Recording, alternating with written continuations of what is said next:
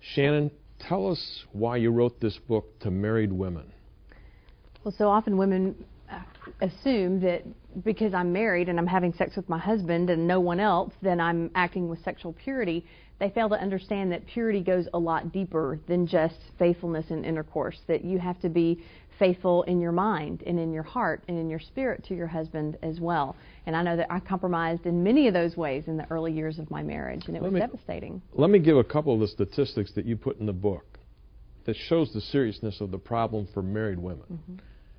Approximately 50% of marriages end in divorce. Mm-hmm. There's no women that sign up and say I do with the intention I'm gonna break my heart and split. Mm-hmm. But that's what's happening. 65% of children in our country will grow up fatherless for a time in their lives. Mm-hmm. You say cohabitation is at all-time high, and 95% of couples say they do not want a marriage like the one that their parents had. Mm-hmm. Now, let's segue from that in terms of those statistics into the fact that here you were, straight A student, you were going to go to med school, you eventually were working in terms of a mortuary, and you were dating guys, you were a Christian girl, and you got married, and after you were married, the fact is you said you were having an emotional affair with 5 different guys besides your husband. Mm-hmm. Busy. Mm-hmm. I was a very busy girl.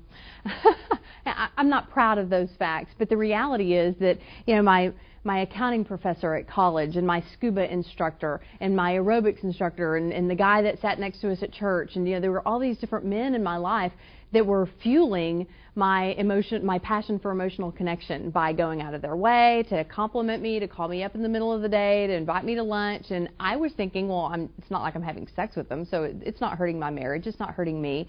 And I totally failed to understand that the more my heart gravitated in their direction, the further away my heart was gravitating from my husband. And with every unfair comparison, oh, well, you're not as witty as Professor so-and-so, and you don't make me feel as safe and secure as my scuba diving coach, and just on, his worth kept coming down a notch over and over in my eyes.